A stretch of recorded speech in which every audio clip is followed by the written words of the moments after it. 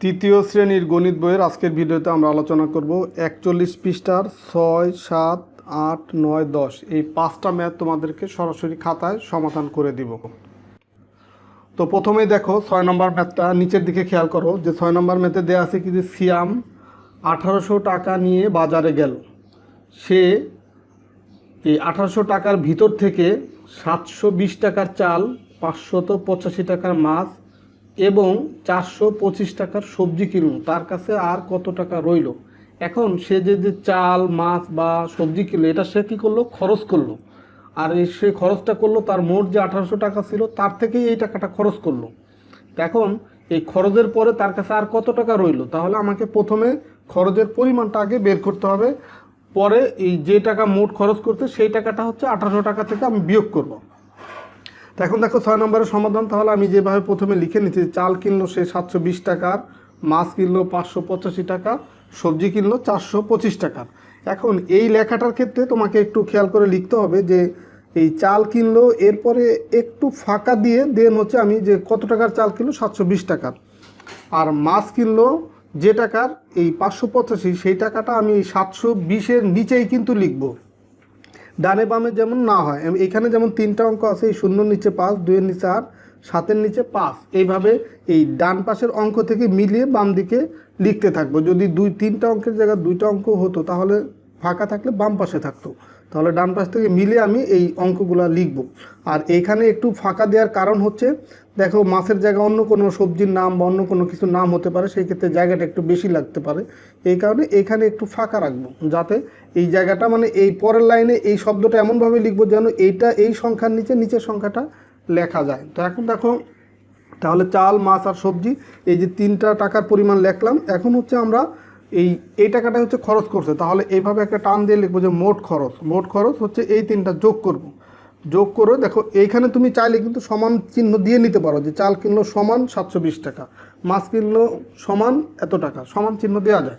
আবার মোট খরচ এখানেও সমান দিতে পারো, না দিলেও অসুবিধা নেই। এখন এই যে দেখো যোগ করে এখানে পেলাম 5 5 10-এর 0 হাতে 1, 1 আর 2 3, 3 আর 8 11, 11 আর 2 13, 13 3 হাতে 1, 4 আর 1 5, 5 5 10, 10 আর 7 17, তার মানে 1730 টাকা তার হচ্ছে মোট খরচ হলো।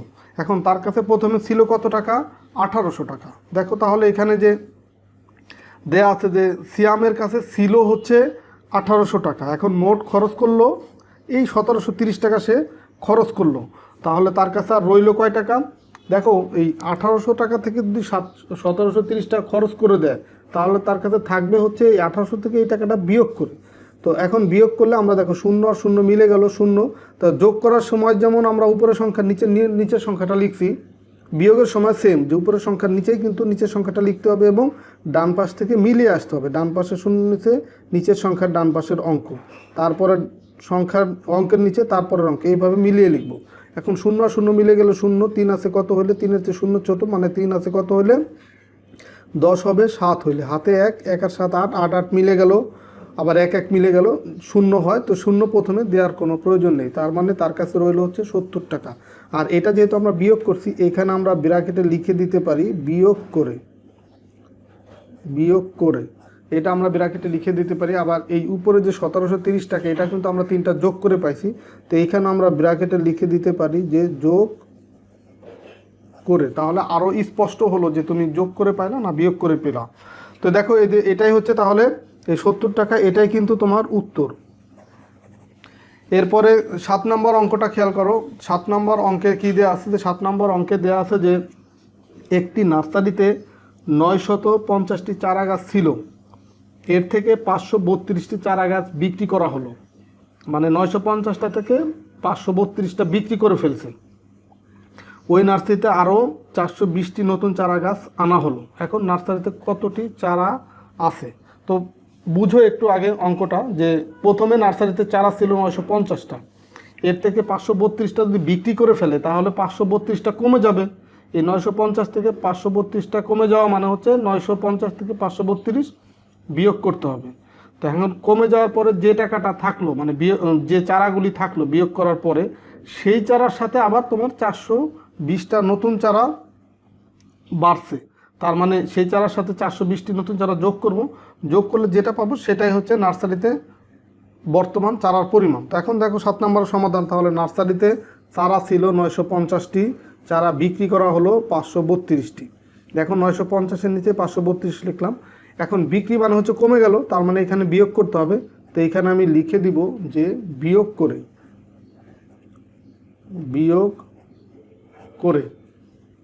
এখন বিয়োগ করে আমরা পেলাম হচ্ছে চারা অবশিষ্ট রইল 418টি। এই যে যদি বিয়োগ করি, 2 আছে কত হলে 10 হবে, 8 হলে হাতে 1, 3 আর 1 4, 4 আছে কত হলে 5 হবে, 1 হলে 5 আছে কত হলে 9 হবে, 4 হলে 418টি চারা হচ্ছে অবশিষ্ট রইল। আর এর সাথে নতুন চারা আনা হলো 420টি।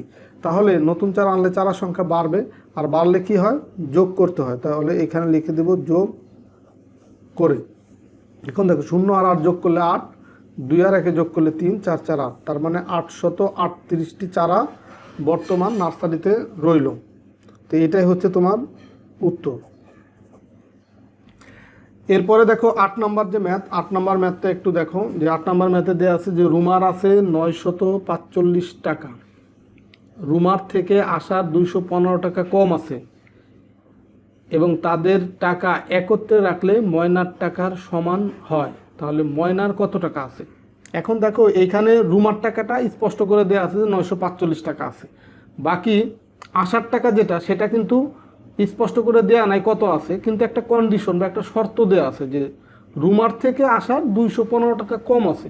তাহলে এখন রুমার টাকা যেহেতু 945, এটা প্রথমেই দেওয়া আছে, তাহলে আসার টাকার পরিমাণ হবে 945 থেকে 215 টাকা কম, তার মানে 945 বিয়োগ 215। তাহলে আমরা আসার টাকা পেয়ে গেলাম। এখন তাদের দুইজনের একত্রে টাকা মানে হচ্ছে তাদের দুইজনের একত্রে যে টাকা হবে, দুইজন মানে রুমা এবং আসার যে টাকা হবে, সেই সমপরিমাণ টাকা আছে কার? ময়না। তাহলে আমরা দেখো সেভাবেই করব যে রুমার আছে 945, এটা তো দেয়াই আছে, লিখে দিলাম।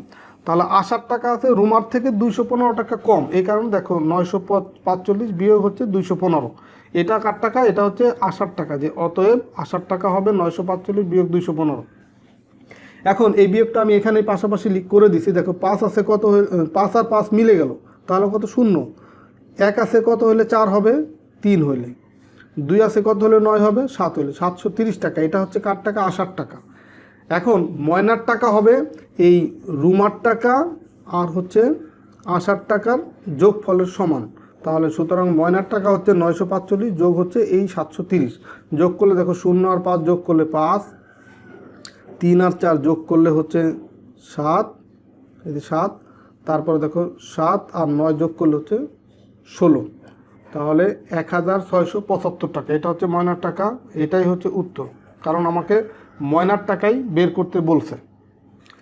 তো এরপরে দেখো 9 নম্বর যে অঙ্কটা, 3টি সংখ্যার যোগফল দেওয়া আছে 89,243, 3টি সংখ্যার যোগফল। এখন 3টি সংখ্যার মধ্যে আবার 2টি সংখ্যা আলাদাভাবে দেওয়া আছে। 2টি সংখ্যা হচ্ছে 24,576 ও 32,084। তাহলে তৃতীয় সংখ্যাটি কত? তো একটা জিনিস বুঝো যে 3টি সংখ্যার যোগফল মানে 3টি সংখ্যা মিলায় দেওয়া আছে 89,243।